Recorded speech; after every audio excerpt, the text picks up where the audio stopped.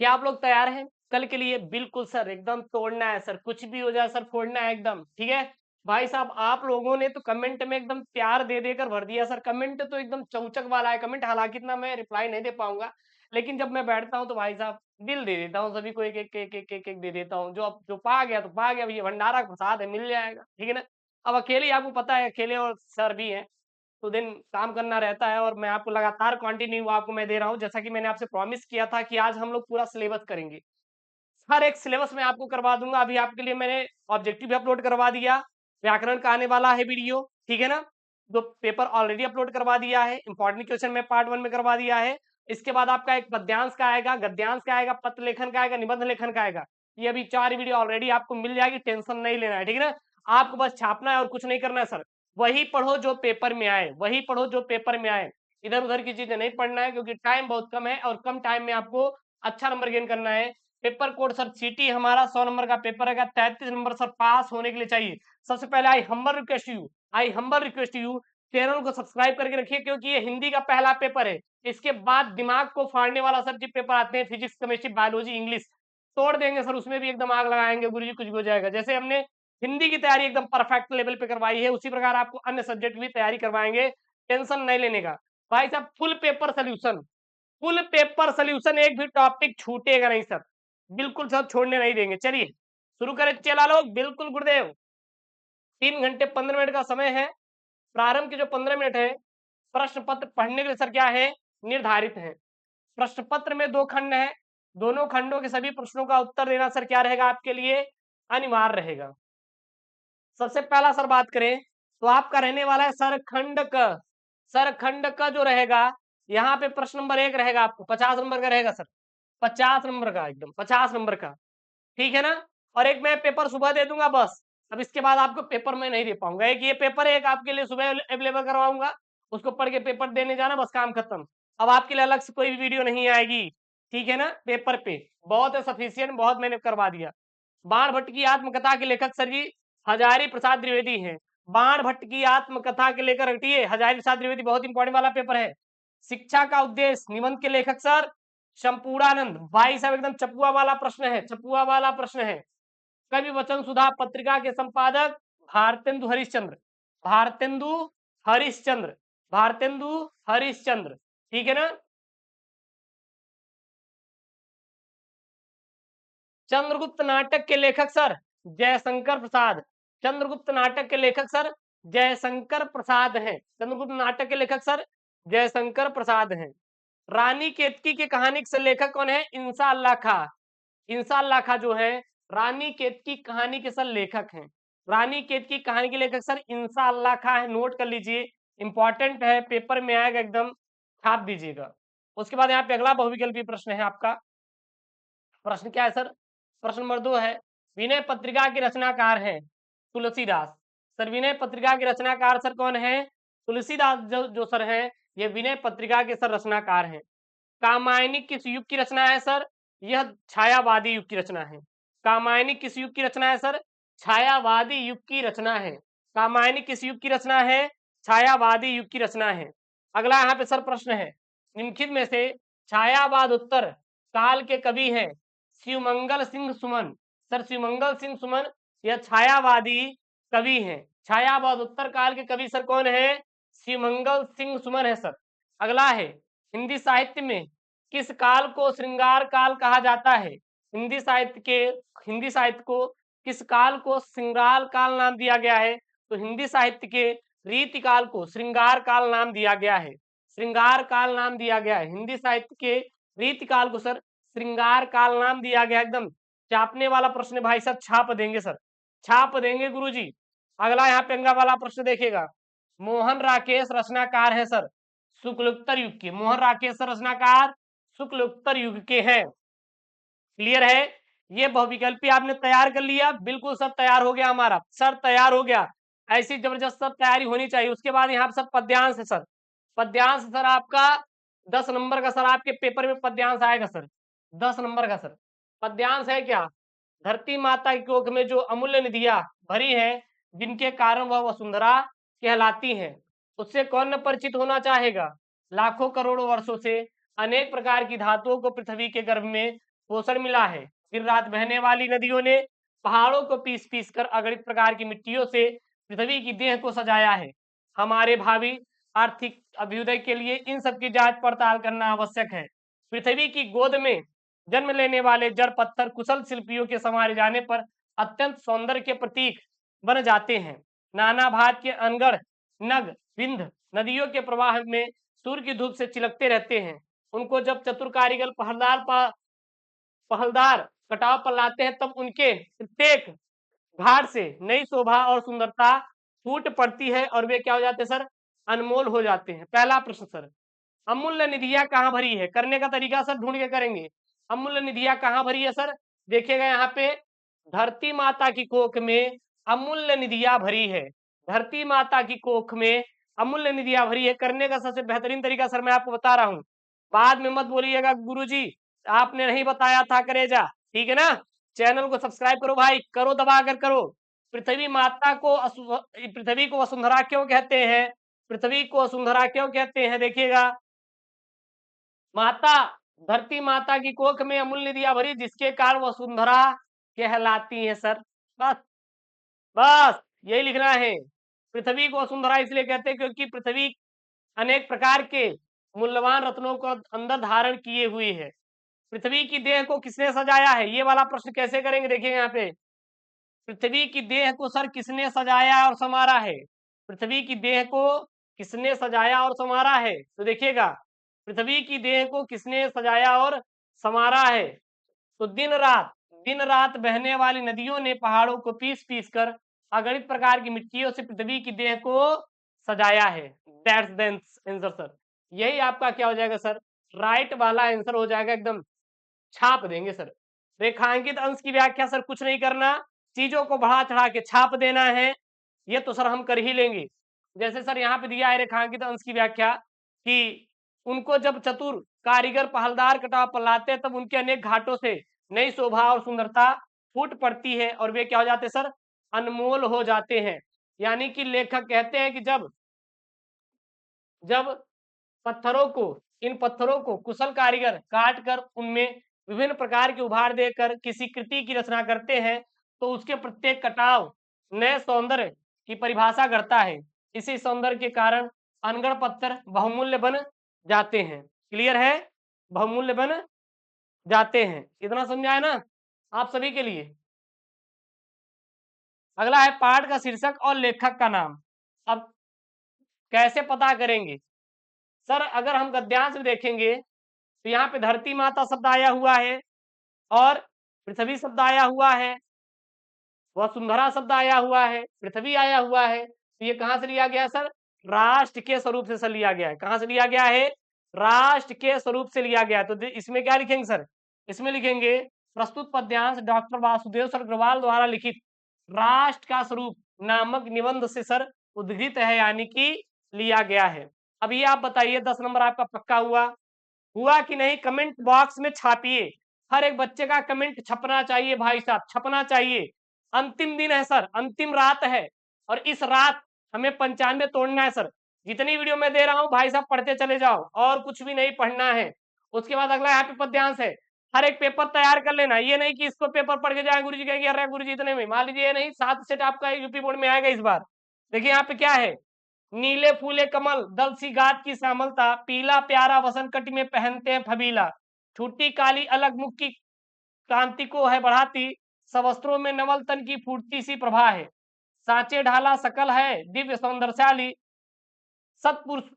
सतपुष्पों सी सुरभि उसकी प्राण संपोषिका है, दोनों कंधे वृषभ वर्षे हैं बड़े सजीले, लंबी बाहें कमल कर सी शक्ति की क्या है सर? पेटिका है। पहला प्रश्न, राधा से पूर्ण कृष्ण को पहुंचाने के लिए क्या बताती उपाय? भैया राधा पवन से कृष्ण को पहचानने के लिए क्या उपाय सर बताती हैं? तो देखिए यहाँ पे नीले नीले फूले कमल दल सी गात की श्यामलता है, पीला प्यारा वसंत कटी में पहनते हैं हबीला। ठीक है, अर्थात सर यहाँ पे अर्थात राधा जो है, कौन सर जी? राधा जो है पवन से कहती है कि हे पवन, कृष्ण सावले रंग के हैं और वे अपनी कमर पर पीला वस्त्र धारण किए रहते हैं, उनके माथे पर लटकती बालों की एक लट उनके मुख की शोभा को वृद्धि करती है और ये सभी गुण आपको कृष्ण की ओर आकर्षित करेगा। कोई दिक्कत? किसी बच्चे को कोई डाउट? कोई डाउट नहीं होना चाहिए सर। अगला है अलग और सकल शब्द का अर्थ लिखिए। अलग का अर्थ निराकार, सकल का अर्थ समस्त, या फिर सर कुल होता है, कुल होता है। अगला है यहाँ पे कलम करसी में, कलम करसी में कौन सा अलंकार है? कलम करसी में उपमा अलंकार है। रेखांकित अंश का आपको भावार्थ लिखना है। रेखांकित अंश का सर आपको भावार्थ लिखना है। दोनों कंधे वृषभ वर्ष से हैं, बड़े सजीले, लंबी बाहें कलम करसी शक्ति की पेटिका है। अब इसी को सर आपको बढ़ा चढ़ा के लिख देना है बस। क्या लिखेंगे यहाँ पे? क्या लिखेंगे? राधिका कहती है कि हे पवन, कृष्ण के दोनों कंधे श्रेष्ठ सांड के कंधे के समान विशाल और बलिष्ठ हैं। उनकी दोनों भुजाएं हाथी के सूंड के समान सख्त की पिटारी हैं। ठीक है ना। अगला यहाँ पे पाठ का शीर्षक और कवि का नाम। तो प्रस्तुत पंक्तियां अयोध्या सिंह उपाध्याय हरिऔध जी द्वारा पवन दूतिका नामक पाठ से लिया गया है। किसी कोई दिक्कत? किसी बच्चे को कोई दिक्कत यहाँ तक? कर लेंगे, कर लोगे ढूंढ के। करने का तरीका मैंने बता दिया है। कोई डाउट? बिल्कुल सर डाउट नहीं होना चाहिए सर, बिल्कुल डाउट नहीं होना चाहिए। कल आपका पेपर एकदम कॉन्फिडेंस से जाइएगा, कॉन्फिडेंस से बच्चा जाइएगा, एकदम छापिएगा। प्रश्न नंबर 5 आचार्य हजारी प्रसाद द्विवेदी, हरिशंकर परसाई, डॉक्टर एपीजे अब्दुल कलाम साहित्यिक परिचय लिखने के लिए आएगा। तैयार है ना? फिर से रिवीजन करो फटाक से, मैंने पढ़ाया भी था बार बार। चलिए करते हैं सर रिवीजन फटाक से। आचार्य हजारी प्रसाद द्विवेदी हिंदी के निबंधकार, आलोचक, उपन्यासकार थे। इनका जन्म श्रावण शुक्ल पक्ष एकादशी सही संवत 1964 तदानुसार 19 अगस्त 1907 ईस्वी को उत्तर प्रदेश बलिया जिले के दुबे का छपरा नामक गांव में हुआ था। इनके पिता का नाम श्री अनमोल द्विवेदी और माता का नाम श्रीमती ज्योतिषमती था। इनके पिता उच्च कोटि के ज्योतिष विद्या के ज्ञाता थे और आचार्य हजारी प्रसाद द्विवेदी जी ने बसरिया के मिडिल स्कूल से इन्होंने क्या किया था सर? पढ़ाई भी किया था। ठीक है। वर्ष 1930 ईस्वी में काशी हिंदू विश्वविद्यालय से ज्योतिषाचार्य की उपाधि प्राप्त करने के बाद 1940 से 1950 तक ये शांति निकेतन में हिंदी भवन के निदेशक के रूप में रहे। 1950 में काशी हिंदू विश्वविद्यालय के हिंदी विभाग के क्या रहे सर? अध्यक्ष भी रहे। 1957 में इन्हें पद्म भूषण की उपाधि से भी सम्मानित किया गया और 19 मई सन 1979 को आचार्य हजारी प्रसाद द्विवेदी परलोक वासी हो गए। इनकी सब प्रमुख रचनाएं जैसे निबंध संग्रह अशोक के फूल, कल्पलता, विचार वितर्क, विचार प्रवाह, कुटज। उपन्यास सर कौन कौन से है? नोट कर लीजिए, पेपर में आएगा, छाप देंगे। बाण भट्ट की आत्मकथा, चारुचंद्र लेख, पुनर्नरवा, अनामदास का पोथा, अन्य संक्षिप्त, पृथ्वीराज रासो, संदेश रासक, सूर साहित्य, हिंदी साहित्य की भूमिका, कबीर, नाथ संप्रदाय, मेघदूत एक पुरानी कहानी, साहित्य सहचर, सहज साधना। इनका सर साहित्यिक परिचय में क्या लिखेंगे? आचार्य हजारी प्रसाद द्विवेदी हिंदी और संस्कृति में आधुनिक युग के श्रेष्ठ समीक्षक और महान निबंधकार थे। हिंदी और संस्कृत साहित्य का इन्होंने गंभीर अध्ययन किया था। कबीर, सूर और तुलसी आदि भक्त कवियों पर गंभीर गवेषणा की और उनके धर्मों और मत मतांतरों के साहित्य का इन्होंने गंभीर मनन और चिंतन भी किया था। कवि लेखक हो गए सर, कवि का, कवि का। अच्छा ये बताइए सर, लोग आपका तैयारी है कि नहीं? अब कमेंट करो और चैनल को सब्सक्राइब करो। अब ठोको यार, अब हमें कुछ सुनना नहीं है सर, आपके लिए मैंने बहुत मेहनत किया और मैं आपसे अब एक ही रिक्वेस्ट करूंगा बार बार, चैनल को आज सब्सक्राइब आप दबा के करना है। अब बोर्ड तक इतना दबा के सब्सक्राइब करो कि भाई साहब एकदम करेजा हरिहरा जाए देख के कि हाँ बच्चे बहुत चौचक सपोर्ट कर रहे हैं। बच्चे जो हमारे हैं वो अच्छे लेवल पे सपोर्ट करना चाहिए। अब आपको सपोर्ट करना है भाई साहब। आज मैं आपसे मांगूंगा, आपसे मैं केवल यही मांगूंगा कि आज आपको सपोर्ट करना है। अपने इस यूट्यूब चैनल यस केम स्टडी को सर सपोर्ट करना है, जितना हो पाए उतना सपोर्ट करना है और मैं आपसे सपोर्ट मांगूंगा ही। ठीक है ना। अगला यहाँ पे आपका क्या है? निम्नलिखित में से किसी एक कवि का साहित्यिक परिचय देते हुए उनकी प्रमुख कृतियों का उल्लेख कीजिए। सर उनकी कसम है गुरुजी, कर दिया मैंने सब्सक्राइबर है, ऐसा कमेंट करते एकदम भाई साहब दहशत में आ जाता हूं मैं तो यार। हाँ, मैथिली शरण गुप्त, सुमित्रानंदन पंत, रामधारी सिंधन गरे बच्चा कमेंट किया था, क्योंकि मैं पढ़ता हूँ रीड करता हूँ, जैसे वीडियो बना लेते हैं तो फिर बैठता हूँ अपने चेयर पे अपलोड करने के लिए, मैं रीड करता हूँ। तो वो एक बच्चा का सर उनकी किसकी बताया नहीं गुरुजी। अब वो तो बताएगा ना, जो नीचे दूसरे वाले कमेंट किए हैं वो बताएंगे। बता दो भैया कौन। अरे गुरुजी, अरे गुरुजी हम नहीं बताएंगे। अगला देखिए क्या है सर, राष्ट्रकवि मैथिली शरण गुप्त का जन्म 3 अगस्त 1886 को झांसी में हुआ था। भैया मजाक करते हैं, सीरियस मत लेना कि दिल उल पे लेके गुरुजी को आ गया। अब गुरुजी अब छोड़ेंगे नहीं आपको, गुरुजी आप बहुत बहुत मजाक उड़ाते हैं हमारा। देखिए यहाँ पे इनके पिता का नाम सर सेठ राम शरण गुप्त को हिंदी साहित्य से विशेष प्रेम था। गुप्त जी की शिक्षा दीक्षा घर पर ही संपन्न हुई। घर में ही हिंदी बांग्ला संस्कृत साहित्य का अध्ययन उन्होंने किया था।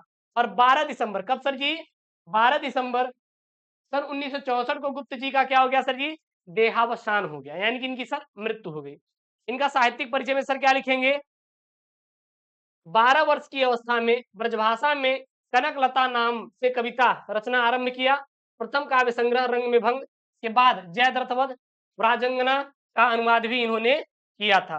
अब इनकी प्रमुख कृतियां सर कौन कौन से नोट करिए, नोट करिए सर इनकी प्रमुख कृतियां, नोट करिए सर, नोट कर रहे हैं सर। महाकाव्य साकेत यशोधरा, खंड काव्य कौन कौन से, जयद्रथवध, भारत भारती, पंचवटी, द्वापर सिद्धराज, नहुस, अंजलि और अर्ध, अजीत, अर्जन और विसर्जन, पृथ्वी पुत्र, शकुंतला, विश्व वेदना, दियोदास, काबा और करबला, भूमि भाग। नाटक सर कौन कौन से, रंग में भंग, राजा प्रजा, वन वैभव, विकट भट्ट, विरहणी, वैतालिका, हिंदू, चंद्रहास। अनुदीपित रचनाएं कौन कौन सी हैं, प्लासी का युद्ध, मेघनाथ वध और वृंत संहार इत्यादि इनकी सर जी क्या है, अनुदित रचनाएं भी हैं। उसके बाद आपके पेपर में आएगा बहादुर अथवा लाठी कहानी के उद्देश्य पर प्रकाश डालिए। ठीक है, मैंने करवाया भी था। चलिए हम यहाँ पे उद्देश्य देखते हैं, बहादुर कहानी का उद्देश्य सर क्या है, छाप लीजिए एक बार, आपको याद हो जाएगा थोड़ा सा, कल पेपर में समझ के लिख देंगे। हिंदी साहित्य के श्रेष्ठ कथाकार अमरकांत द्वारा रचित बहादुर एक आत्म कथात्मक है, जो मध्यम वर्गीय परिवार में नौकर के साथ परिवारजनों द्वारा किए गए अत्यंत अति कठोर असभ्य व्यवहार की कहानी है। इसमें समाज में उच्च वर्गीय परिवार का निम्न वर्ग के लोगों के प्रति ऊंच नीच के भेदभाव के कारण उत्पन्न तनाव का चित्रण किया गया है। आधुनिक समाज में झूठे प्रदर्शन और दिखाव के शान शौकत में विश्वास करता है, परंतु एक निम्न और गरीब व्यक्ति विश्वास नहीं करता। लेखक ने निम्न वर्ग के वास्तविकता का परिचय दिया है और उनके प्रति सहानुभूति भी इन्होंने क्या किया सर, प्रस्तुत किया है। आगे क्या लिखेंगे सर जी, बहादुर स्नेह और मानवीय अनुभूति का भूखा है, उसमें सहनशीलता और स्वाभिमान की भावना कूट कूट कर भरी हुई है। मालिक और परिवार के सभी सदस्यों द्वारा तिरस्कार किए जाने और विश्वास न करने पर जब वह घर छोड़कर चला जाता है, तो सभी अपनी भूल स्वीकार करते हैं और अपने किए पर पश्चाताप करते हैं। लेखक का उद्देश्य अमीर और गरीब वर्ग के भेदभाव को मिटाना है, जो मानवीय सहानुभूति के आधार पर ही मिट सकती है। ठीक है, अगला यहाँ पे है सर स्वपठित खंड काव्य, यह आप अपने जिले के अनुसार तैयार कर लो। अभी आपके पास टाइम है रात भर का, जो भी आपका जिला हो उसके अनुसार आप लोग खंड काव्य एक बार तैयार कर लेंगे, एक बार तैयार कर लेंगे। और ये गद्यांश पद्यांश भाई आप खुद से तैयार कर लो भैया, मैंने कितनी बार करवाया है, गद्यांश आपके लिए रिपीटेड है, कर लो, स्क्रीनशॉट कर लो, इसको खुद से पढ़ना है ना। हाँ, इसको खुद से रटना है, ये वाला आप क्वेश्चन बैंक है, नहीं है तो इसको स्क्रीनशॉट कर लीजिए। और ये रहा यहाँ पे, कोई भी दिखे बस एक छाप देना, नंबर पूरा मिलेगा। कुछ बच्चे कमेंट किए थे कि सर क्या अगर हम केवल प्रश्न लिख कर आएंगे और उसका कुछ भी उत्तर लिखेंगे उससे रिलेटेड नंबर मिलेगा, मिलेगा नंबर।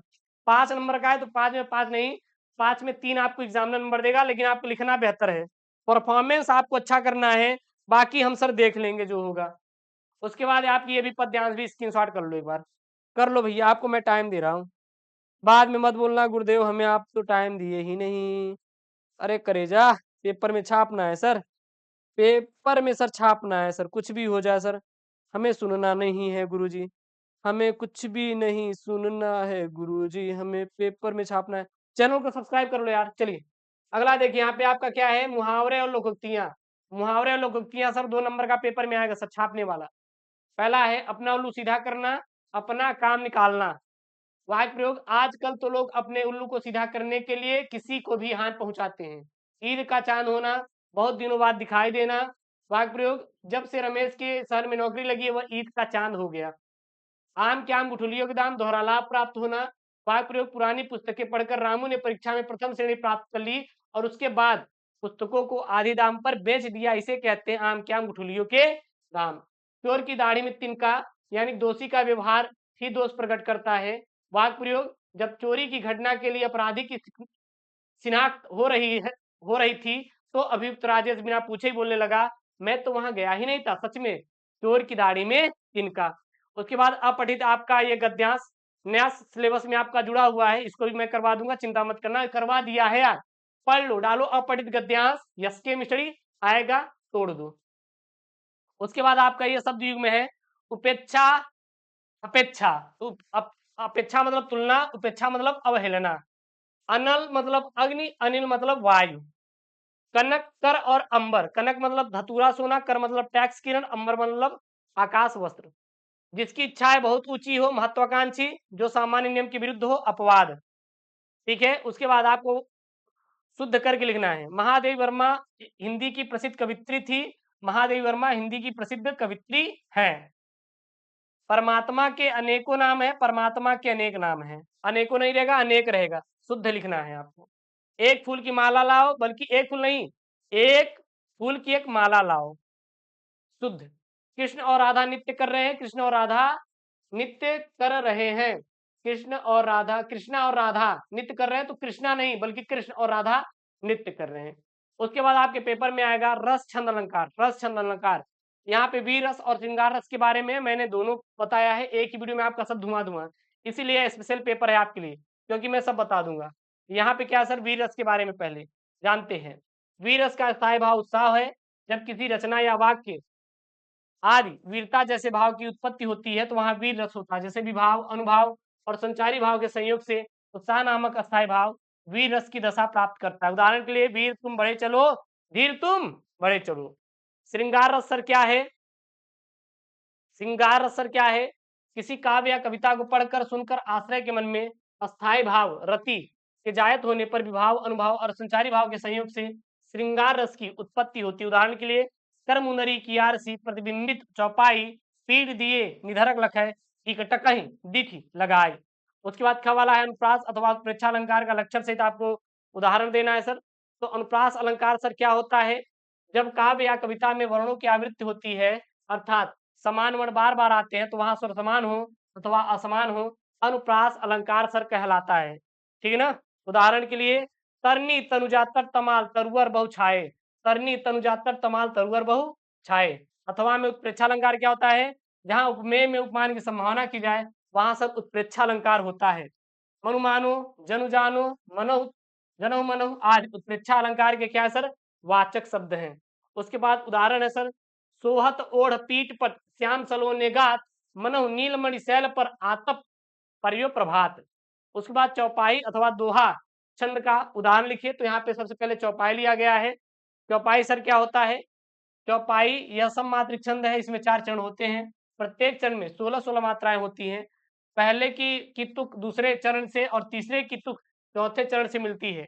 प्रत्येक चरण के अंत में यति होती है और चरण के अंत में जगड़ एवं तगड़ नहीं होने चाहिए। उदाहरण के लिए, जय हनुमान ज्ञान गुण सागर, जय कपीस तिहुँ लोक उजागर, रामदूत अतुल बल धामा, अंजनी पुत्र पवन सुत नामा। उसके बाद है यहाँ पे दोहा। सर दोहा यह अर्थ मात्रिक छंद है।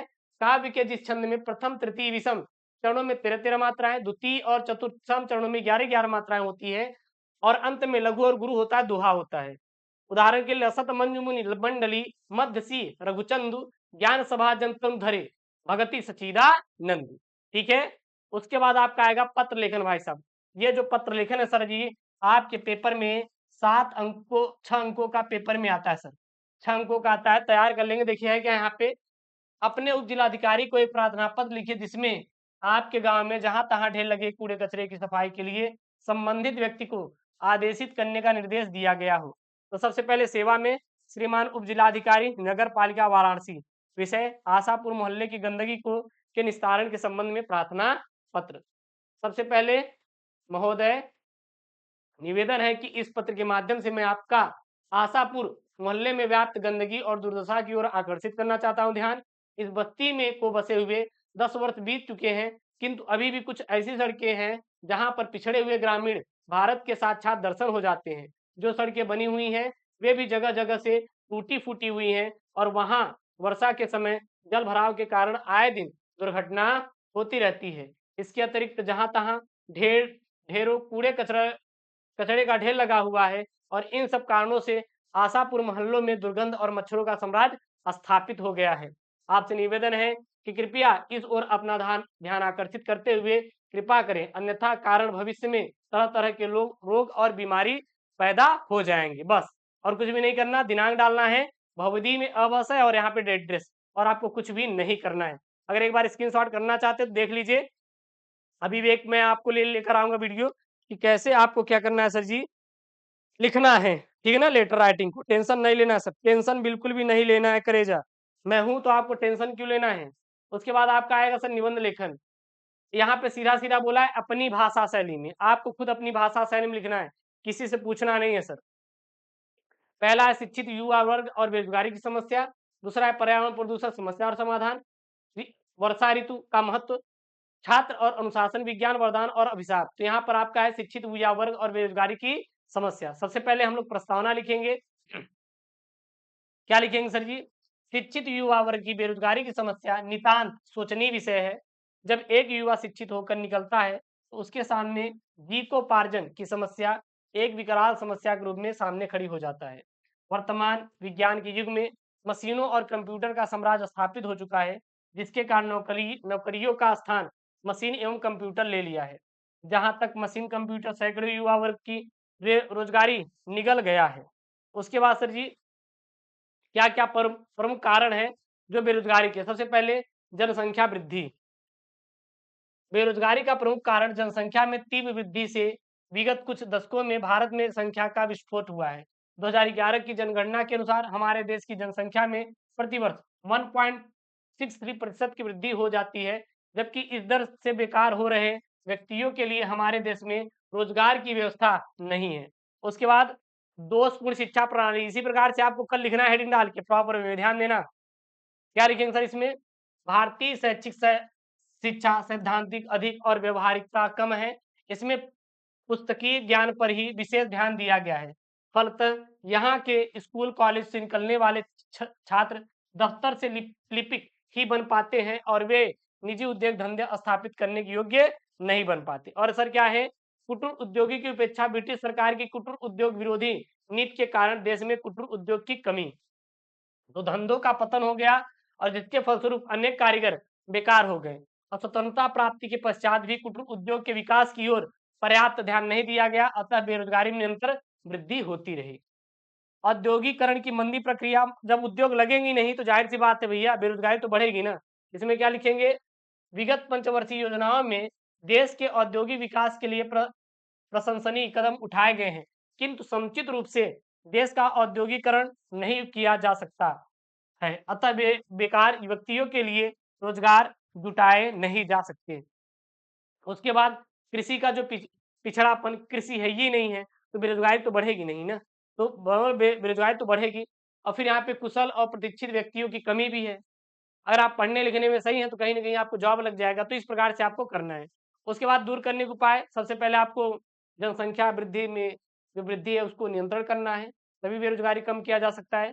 शिक्षा प्रणाली में व्यापक परिवर्तन किया जाए, कुटीर उद्योग को लगाया जाए, औद्योगिकरण किया जाए मतलब उद्योग को स्थापित किया जाए और सहकारी खेती मतलब कि कृषि को बढ़ावा दिया जाए ताकि जो युवा हैं वो कृषि करें, तो बेरोजगारी कम हो सकती है। उसके लास्ट में आपको उपसंहार लिखना है कि मतलब कैसे कम किया जा सकता है, इसको आपको खुद से करना है, ठीक है ना? तो ये रहा आपका हिंदी का पेपर भाई साहब जो कि कल के लिए है और बेस्ट ऑफ लक, आप टेंशन मत लीजिएगा, सुबह उठिएगा बढ़िया एकदम दिमाग फ्रेश करके और हमारा कुछ वीडियो रहेगा पढ़ लीजिएगा उसको और उसके बाद अपना बढ़िया जो भी आप मतलब जिन वार्ड में आपको विश्वास हो उनका बढ़िया ध्यान कीजिए, माँ-बाप का आशीर्वाद लीजिए, आराम से सेंटर पर पहुँचिए चिल मारते हुए दोपहर में, ठीक है ना? घूमते-वूमते हुए, पटरी को घुमाते हुए भाई साहब एकदम, ठीक है ना? एकदम लगा के ऐसे पेन उनके गुरुजी अब हम चल दिए सर।